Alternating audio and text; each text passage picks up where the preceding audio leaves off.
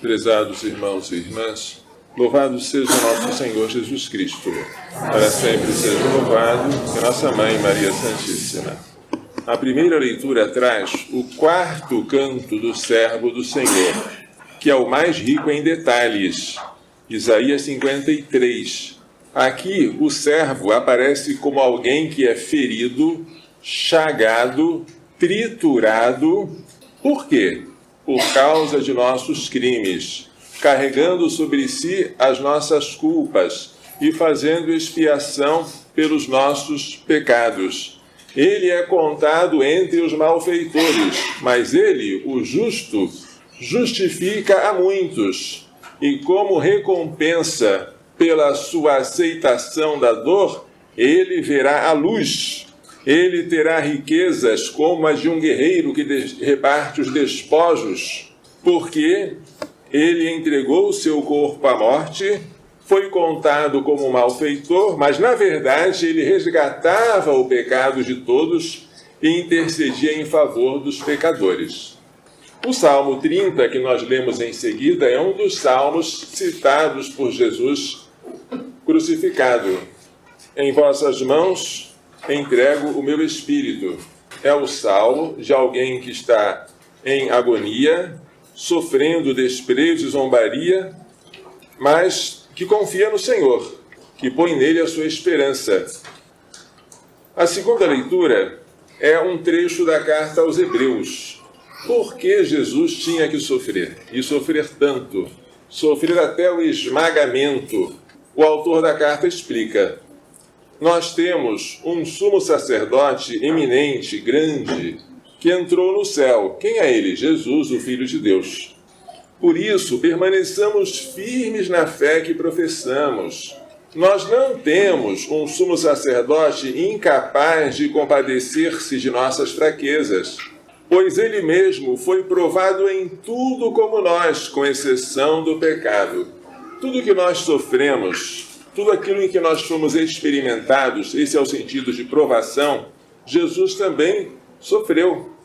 Menos o pecado, porque o pecado não pertence à natureza humana. Atingiu a natureza humana a partir de Adão. Mas Jesus, que veio tirar o pecado, evidentemente ele não tinha pecado. Com a sua justiça, ele nos justificou. Mas como ele experimentou na carne toda a consequência do pecado, o cansaço, a fome, a sede, a dor, a traição, a angústia, ele sabe se compadecer de nós. O melhor médico é aquele que já passou pela doença que ele trata. Jesus é esse médico. Ele sofreu a doença, por isso ele tem pena de nós. Aproximemo-nos então com toda a confiança do trono da graça, onde Jesus agora está sentado, para conseguirmos misericórdia e alcançarmos a graça de um auxílio no momento oportuno. Era necessário que Jesus sofresse para ter misericórdia de nós, para se compadecer de nós. Era necessário que Jesus sofresse para que assim ele fosse levado à consumação. Cristo, nos dias de sua vida terrestre, dirigiu preces e súplicas com veemente clamor e lágrimas. A quem? Aquele que era capaz de salvá-lo da morte, ou seja, o Pai. E foi atendido por causa da sua submissão. Reverência, temor de Deus, são traduções possíveis para esta palavra grega. Ele foi atendido? Ele foi salvo da morte? Foi. Foi. Não foi salvo deixando de morrer, mas foi salvo voltando a viver depois de ter morrido. A ressurreição foi a salvação da morte. Deus atende às nossas orações, mas nem sempre da maneira com que nós imaginamos. Foi atendido por causa da sua entrega a Deus. Mesmo sendo filho, ele não era escravo, ele era filho. Ele possuía direitos especiais junto ao Pai. Aprendeu o que significa a obediência a Deus por aquilo que ele sofreu. Aprendeu a obediência por meio do sofrimento. Isso é maravilhoso. Jesus, que é Deus, como Deus, nada tinha a aprender. Mas como homem, ele aprendeu muita coisa. Ele aprendeu um ofício na carpintaria de São José, aprendeu algumas coisas que todos nós aprendemos conforme vamos avançando em idade, Mas no final da sua vida, diz a carta aos Hebreus, ele aprendeu a obediência. Não que antes ele não fosse obediente, que seria absurdo, mas ele aprendeu até que ponto nós devemos levar a obediência ao Pai. Ele levou até ao esvaziamento completo de si. Na consumação de sua vida, ele tornou-se causa de salvação eterna para aqueles que lhe obedecem. Ele obedeceu ao Pai e foi salvo. Nós, se obedecermos a ele, seremos salvos. Salvos da morte. Então nós não vamos morrer? Nós vamos morrer e depois vamos ressuscitar, como ele. Essa será a nossa salvação. Mas desde já somos salvos da morte eterna, que é o pecado. Morte eterna pode ser o inferno, e já aqui na terra, antecipação do inferno, pecado mortal. A vida eterna pode ser o céu, a glória, ou já aqui na terra, antecipação do céu, o estado de graça. A paixão de nosso Senhor, segundo João, destaca algumas coisas particulares. Primeiro, como Jesus quer poupar os outros. Ele veio para sofrer em favor dos outros e no lugar dos outros. Então ele faz questão de dizer: sou eu, Jesus Nazareno. Se é a mim que procurais, deixai que estes se retirem. É bonito isso. É uma atitude de amor e de coragem. Depois, a atitude de Pilatos. Pilatos entende perfeitamente a inocência de Jesus. Mas ele não tem coragem de fazer o que deve. Ele sempre vai procurar consultar as bases. Ele quer ouvir que o povo diga: soltem a Jesus, nós queremos. Isso ele nunca vai ouvir. Estranho, não é? Porque há poucos dias estavam aclamando Hosana ao filho de Davi. Pilatos pensou que o povo fosse um pouco mais coerente e estável na sua opinião, mas não. Pilatos nunca chegou a dizer: eu vou fazer isso, eu vou soltá-lo porque ele é inocente. Nunca. Sempre ficou esperando alguma dica, alguma deixa, alguma chance, alguma ocasião para estar ao mesmo tempo junto do povo e junto de Jesus. Isso nunca aconteceu. E acabou que, tendo que escolher entre os dois, ele escolheu a vontade do povo e deixou Jesus ser crucificado. Pilatos tentou salvar Jesus apresentando Barrabás. Pensou ele: a multidão vai mandar que eu solte Jesus, que não fez nada. Ao contrário de Barrabás, que era um homicida, um amotinador, mas aí que ele se enganou. O povo gritou: este não, mas Barrabás. Depois Pilatos fez algo que nós nunca devemos fazer. Tentou agradar o povo com uma injustiça pequena para evitar a injustiça grande. Mandou flagelar Jesus, deixou que fosse coroado de espinhos, para que assim o povo olhasse para Jesus e disse: agora já chega, já fizemos maldade suficiente. Senhor Pilatos, pode soltá-lo, tá? Nunca devemos dar ao pecado um pedacinho do nosso coração. Quando damos um pedaço, depois vem o maior e vem o coração inteiro. Não podemos ficar no muro, porque o muro pertence ao inimigo. Eis o homem. Ele não parecia um homem, porque estava todo chagado, flagelado e com a coroa de espinhos. Crucifica-o. Levai-o vós mesmos para crucificar. Nós não podemos. Nós não temos poder de condenar alguém à morte. Os romanos respeitavam os costumes dos povos sob o seu domínio, mas reservavam a si o direito de condenar alguém à morte. Por isso que ele foi condenado à morte pela cruz, e não por apedrejamento, como seria se fosse num ritual puramente hebraico. Um outro meio de fazer Jesus ser solto é reconhecer que ele é rei. Crucificarei o vosso rei? Eis o vosso rei. Mas, quanto mais ele falava dele como rei, mais o povo se encolerizava, a ponto de dizer: se o soltas, não és amigo de César. Todo aquele que se faz rei é inimigo de César. Crucificarei o vosso rei? Não temos outro rei senão César. E aí Pilatos, completando a sua covardia, entregou Jesus à morte para que fosse crucificado. Há algo interessante também que não deve ser descurado no diálogo entre Jesus e Pilatos. É a verdade. No capítulo 8 de São João, Jesus fala: se o Filho vos libertar, sereis livres. Conhecereis a verdade, e a verdade vos libertará. Aqui no diálogo com Pilatos, Jesus disse, depois de dizer, eu sou rei, para isto nasci, para isto vim, para dar testemunho da verdade. Todo aquele que é da verdade, ouve a minha voz.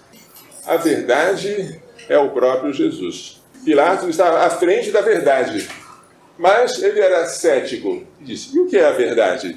E virou-se. Que coisa triste. Se pelo menos ele entendesse que a verdade veio ao encontro dele para salvá-lo, é a verdade que nos salva. Uma das acusações mais graves de Jesus, mais graves, é mentiroso. Jesus chama de mentirosos aqueles que não permanecem na verdade, conforme o pai da mentira, que é o demônio. Ele não permaneceu na verdade. Sendo criatura, ele quis ser Deus. Este foi o pecado de Lúcifer. Não reconhecer-se como criatura diante do verdadeiro Deus. Aquele que é pai da mentira é também homicida desde o princípio, porque mentir e matar, acreditem, está muito próximo um do outro. Parece que não, né? Uma mentira é um pecado que, na nossa imaginação, é de quinta categoria. Um pecado socialmente aceito, praticado para se livrar de uma situação embaraçosa, para promover um bem maior, para evitar até uma catástrofe. Uma mentirinhazinha. Essas mentirinhas, o Padre Pio dizia que são jaculatórias feitas ao diabo. Quando você resolve mentir, ou seja, contradizer a verdade, você está fazendo algo muito próximo de matar. Em Satanás, mentir é o meio, matar é o fim. O que foi que ele disse para a nossa mãe Eva? De modo algum vós morrereis. Mentira. Mas Deus sabe que se comerdes do fruto proibido, vossos olhos se abrirão e vós sereis como deuses, conhecedores do bem e do mal. Mentir foi o meio e matar foi o fim, atingido pela mentira. Por isso, todos nós que somos e devemos ser pró-vida, quem tem o direito de não ser pró-vida? Devemos, ao mesmo tempo, rejeitar todo o homicídio, incluindo aí o aborto, e rejeitar toda mentira, toda, inclusive aquela praticada com boa intenção, para salvar uma vida. Não podemos fazer um compromisso com Jesus e outro com o pai da mentira. Quando Jesus é crucificado, São João é o único que relata a presença de Maria, que nunca recebe nome no evangelho dele. Quando São João fala de Maria, saibam que não é Nossa Senhora. Deve ser Maria Madalena. O nome dado por João a Maria é a mãe de Jesus, sempre assim. Perto da cruz de Jesus estavam de pé sua mãe, a irmã de sua mãe Maria, mulher de Cleofas, e Maria Madalena. Esta Maria, mulher de Cleofas, provavelmente é esposa de Alfeu. Cleofas ou Alfeu são nomes intercambiáveis.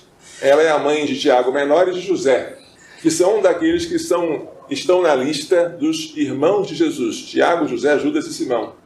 Se esta hipótese for válida, então Maria, mulher de Cleofas, seria a mãe daqueles que aparecem na Bíblia como irmãos de Jesus, que seriam, na verdade, sobrinhos de São José e primos primeiros de Jesus. Esta mulher estava lá também ao pé da cruz. Mas Jesus entrega sua mãe a quem? Ao discípulo amado. Vendo sua mãe e ao lado dela o discípulo que ele amava, disse a sua mãe, mulher, porque ela agora está exercendo o papel de nova Eva, ao lado do novo Adão. Eis aí o teu filho. Ele está fazendo dela mãe de João como sacerdote, como cristão, como homem. Mãe daqueles que foram redimidos, porque esteve ao lado de Jesus, o Redentor, cooperando nesta obra da redenção. E depois ele se dirige ao discípulo, eis a tua mãe. E o discípulo a recebe em sua casa. Ele poderia dizer o que Isabel disse, quem sou eu para receber em minha casa a mãe do meu Senhor? Mas já que ela veio à casa dele, ele não deve rejeitá-la, que fique com ele para sempre. Assim devemos dizer a esta oferta que Jesus fez de Maria ficar conosco. Um outro detalhe próprio de São João é a insistência sobre a chaga de Jesus no peito. Por que Jesus foi ferido no peito? Ele explica direitinho. porque já era tarde, os corpos não poderiam ficar na cruz, porque ia começar o sábado, que era um grande dia. Então os soldados quebraram as pernas de um e do outro que estavam crucificados com Jesus. Quebrando as pernas de alguém que está suspenso, a pessoa morre por asfixia.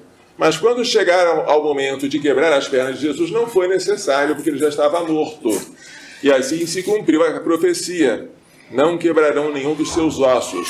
Esta profecia se referia ao Cordeiro Pascal. E Jesus está aqui como o Cordeiro de Deus, que tira o pecado do mundo e substitui o Cordeiro Pascal que estava sendo imolado naquela hora. E a Escritura diz em outra parte também: olharão para aqueles a quem transpassaram. É o profeta Zacarias que fala sobre esta visão de um grande pranto em Jerusalém por causa de um transpassado. Não havia por que matar quem já está morto. Mas um soldado teve a ideia de perfurar o corpo de Jesus, exatamente nas costelas próximas do coração. Foi lá que a lança entrou, e saiu sangue e água. E São João faz questão de dizer: aquele que viu, dá testemunho, e o seu testemunho é verdadeiro, e ele sabe que fala a verdade, para que vós acrediteis. Por que tanta importância há nesta chaga, e nesta água, e neste sangue? Esta ferida do peito, ela é especial porque é do peito. Feridas nas mãos e nos pés não tem tanta gravidade, nem tanta importância como a ferida no coração. Ela é importante porque aquilo que sai dele é o líquido que traz a vida, o sangue, e a água que nos purifica. A água é símbolo do batismo e o sangue símbolo da Eucaristia. O batismo é a porta de entrada na igreja. A Eucaristia é a incorporação plena a Cristo. Os dois sacramentos formam a igreja. Esta foi a interpretação já bem antiga dos padres da igreja. Além disso, de onde a igreja nasceu? Você poderá dizer: do lado de Jesus. Mas a igreja não é esposa de Jesus? É. A esposa surgiu do lado de Jesus? Jesus não é o novo Adão? É verdade. Da mesma maneira que a primeira Eva surgiu de Adão adormecido, Deus retirou-lhe uma costela, preencheu o lugar com carne e fez uma mulher. Assim, o segundo Adão, que é Jesus, tem a sua esposa saída do seu lado quando ele já está no sono da morte. Assim, a origem da igreja é do lado de Jesus. Esse é o motivo pelo qual esta ferida é de tal modo destacada no quarto evangelho. Depois vem a cerimônia de sepultamento, com a presença de José de Arimateia e Nicodemos. E encerra-se por aí a narrativa da paixão. Neste momento é melhor a gente ouvir do que falar. É melhor o silêncio do que o excesso de palavras. Vamos pedir a Nossa Senhora que esteve de pé. Qual mãe conseguiria ficar de pé numa situação daquela? De pé porque acreditou, porque esperava, que nos faça entender e pôr em prática todas as maravilhosas lições desta liturgia. Louvado seja nosso Senhor Jesus Cristo.